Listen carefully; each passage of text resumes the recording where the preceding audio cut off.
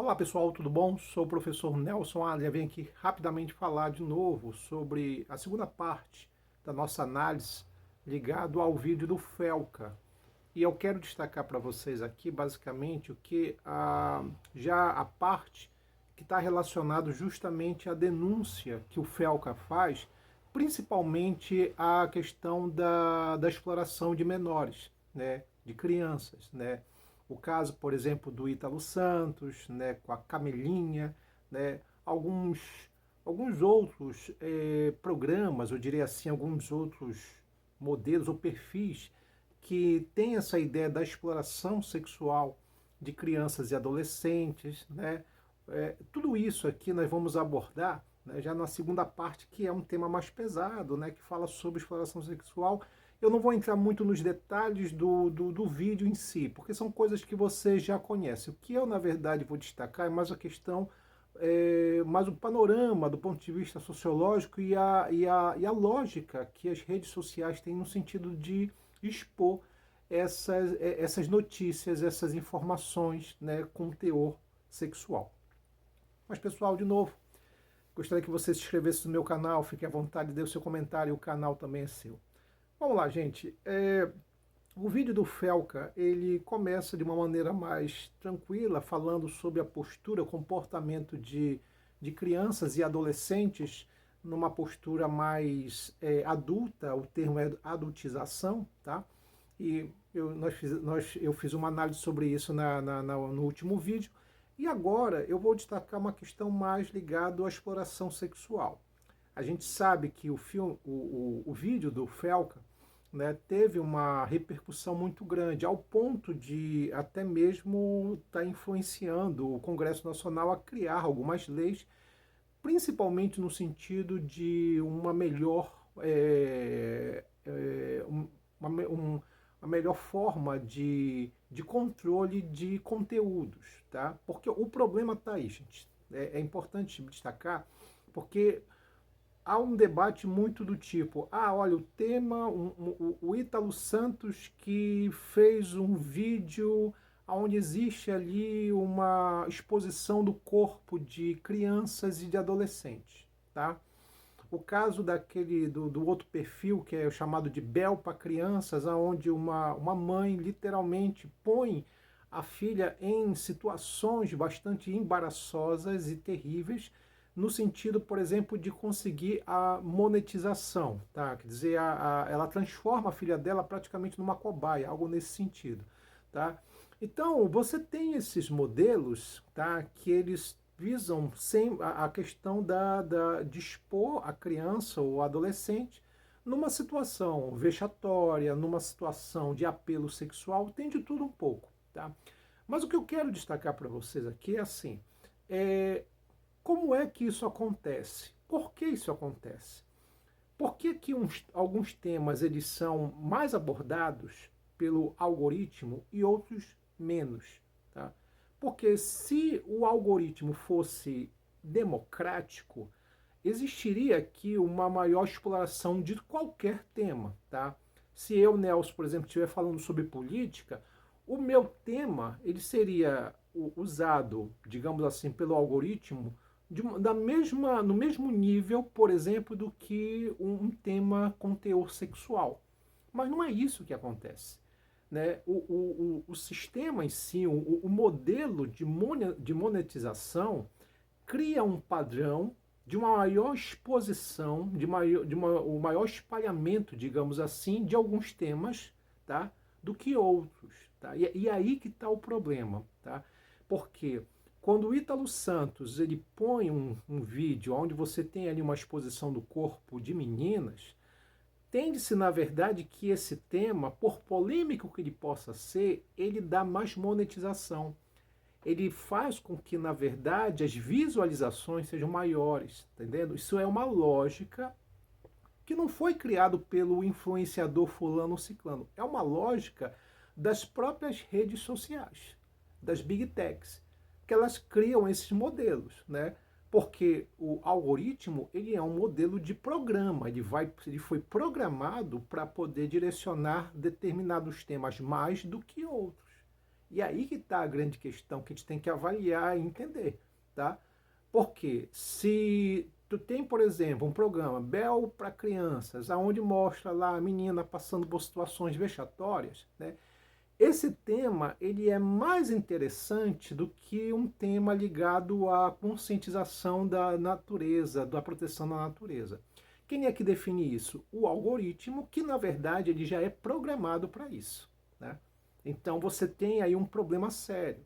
Quando você tem, por exemplo, aquele vídeo que mostra muito mais a sensualidade, o modelo, um tipo de sensualidade do corpo de crianças, a tendência é o próprio sistema, o próprio algoritmo pegar isso e espalhar com muito mais facilidade. Tanto é que o Felca é muito legal que ele mostra, por exemplo, se ele cria uma conta do nada, né? E ele vai simplesmente o quê? Botando lá um tema, tipo crianças, corpo de criança. Ele vai colocando ali e o algoritmo rapidamente vai sugerindo para ele, olha, pá, vai pegando tá, e vai trazendo vídeos para eles. Quer dizer, o que ele mostra é que não é muito difícil você criar, por exemplo, um perfil que esteja direcionado só em ver corpo de meninas, de crianças, né? Aí assim, mas o cara faz isso, né? Ele tá, de repente, o cara é um pedófilo, tá? A questão não é a pedofilia em si, mas é o sistema, na verdade, ajudar o pedófilo, né? Então, aí você tem um problema, porque o sistema, ele de propósito, cria esses modelos e põe aqui. O Felco mostrou isso no vídeo. Então, a gente tem uma ideia, tá? Que é importante mencionar, que aí você tem um sistema que ele é viciado. E olha que a gente não está falando nem de Deep Web. Quando se fala Deep Web, né, que é aquela internet mais subterrânea, escondida, ilegal, tá? A gente pode até verificar, pô, tem uma coisa desse tipo porque é um tipo de modelo de internet que não tem um controle. Não, está falando da internet do dia a dia, velho. Tá? E esses modelos sendo expostos de uma forma muito tranquila. Quer dizer, o que você tem aqui, na verdade, é um modelo que ele é imoral. Por quê? Porque ele busca o lucro excessivamente. E aí, né, eu quero pegar aqui quero direcionar para um livro, né, de uma socióloga chamada Shoshana Zuboff. É uma socióloga ucraniana naturalizada norte-americana que ela lançou um livro, deve fazer já uns 7 anos, um livro chamado A Era do Capitalismo de Vigilância. Nesse livro, ela aborda como as big techs, essas empresas que controlam as redes sociais, elas criaram um capitalismo próprio delas. Né? É um capitalismo só delas, né? Que é aquele capitalismo que tem a ver com a ideia do quê? Da vigilância do que a gente gosta, do que a gente quer, tá? O controle disso e o direcionamento, né, de alguns temas para quem gosta de, por exemplo, de bolacha, para quem gosta, por exemplo, de política, para quem gosta, por exemplo, de morango do amor. Quer dizer, há um direcionamento. Estamos aí diante, então, do que ela chama de capitalismo de vigilância, tá? Que é um capitalismo próprio que visa na ideia principal aqui, que é a ideia do controle, da monetização através desse controle. É uma coisa nova, né? Criada pelas redes sociais, pelas big techs. Então ela analisa, na verdade, esse modelo, né? Esse tipo de capitalismo próprio, que se tu analisar é o que acontece, é o que se desenvolve, por exemplo, na denúncia que o Felca faz, né? Que é a ideia de que eu escolho um tema, né? Não importa se esse tema, por exemplo, for polêmico, e a partir desse tema, o algoritmo vai me direcionando para isso aqui. Aí tu pensa assim, mas por que o algoritmo faz isso? Por que ele tem uma tendência de direcionar mais um tema de teor sexual do corpo de meninas? Porque dá mais visibilidade, porque dá mais audiência e, logicamente, a ideia é essa, dá mais dinheiro. Tá entendendo? Então a questão é que existe aqui um modelo, um padrão que já é estabelecido. Tá? Parte muito disso. E aí você tem um outro lado, que é a questão assim, peraí, mas não tem um controle para isso? Não é necessário que haja um controle disso? Vem aí a situação. Nos últimos anos aqui no Brasil, por causa dessa briga idiota entre essa polarização idiota, né, entre direita e esquerda aqui no Brasil, começou a existir também um discurso de do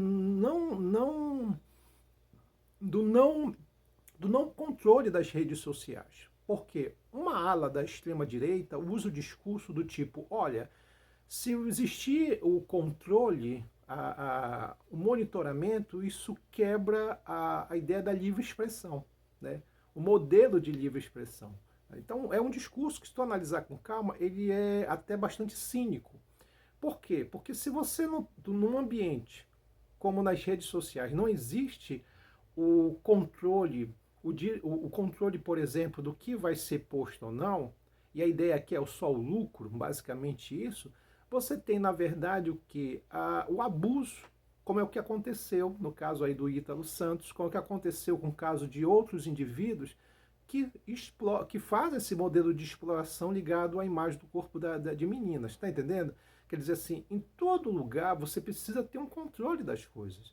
Esse discurso de que, não, mas isso vai impedir a livre expressão. Tá, tudo bem, então vamos lá. O cara pode chegar e chamar o outro de macaco numa rede social, que é livre expressão. Né? O outro pode explorar a imagem do corpo de crianças, porque é livre expressão. Tá entendendo? Então, assim, é um discurso muito conveniente. Tá? E tu pode verificar que nessa polêmica do Felk, até os caras que defendiam muito essa ideia, né, da livre expressão estão até mais caladinhos, né? Por quê? Porque pelo fato justamente da falta de controle nas redes sociais, chegamos a isso. Quer dizer, é inevitável. E aí, de novo, volto a destacar, aqui nós temos a ideia do incentivo. Por quê? Vamos lá. Se o fulano postou vídeos em que mostra o corpo das meninas sendo sexualizado, se mostra, por exemplo, a exploração do corpo das meninas, se existe um reality show de adolescentes que estão ali fazendo, tendo um modelo de teor sexual, tudo mais, por que isso, na verdade, acontece cada vez mais? Porque acaba sendo incentivo, porque quanto mais o cara aposta, mais dinheiro ele ganha. Então tu tem um incentivo, velho. O problema está aí, há um incentivo dos modelos. E esse incentivo leva a esse tipo de ambiente que nós estamos vendo hoje, tá? Independentemente assim, mas poxa, no caso do Ítalo Santos, o caso das mães que permitiram que as crianças participassem e tal coisa, tá? Isso aí deve ser avaliado pela justiça. Ok, isso é que a justiça vai avaliar. Mas o que eu estou destacando aqui é o modelo, o sistema, né, que a Shoshana Zuboff chama de capitalismo de vigilância, que ele é viciado. Quer dizer, não importa o tema que eu vou abordar, não importa. Ele pode ser o mais polêmico, o mais absurdo, o mais imoral. Se tiver monetização, tiver lucro, o que faz o algoritmo? Ele expõe, tá? Então você tem o quê? Um sistema viciado. Por quê? Os Ítalos Santos da vida poderiam aparecer a todo momento, como tem por aí, tá? Mas com certeza não seriam incentivados e não teriam um lucro tão absurdo se o próprio algoritmo, por exemplo, impedisse essa expansão, essa distribuição de informação ligado à exploração da imagem de menores, tá? Então, a ideia aqui é destacar justamente isso, né? Mencionar que tu tem um problema, que é um sistema viciado. E se não tiver uma regulação desse sistema, a coisa vai ficar bastante complicada. E teremos outros indivíduos explorando cada vez mais a imagem de crianças e adolescentes. É isso, pessoal. A gente fica hoje por aqui. Um abraço. Até mais.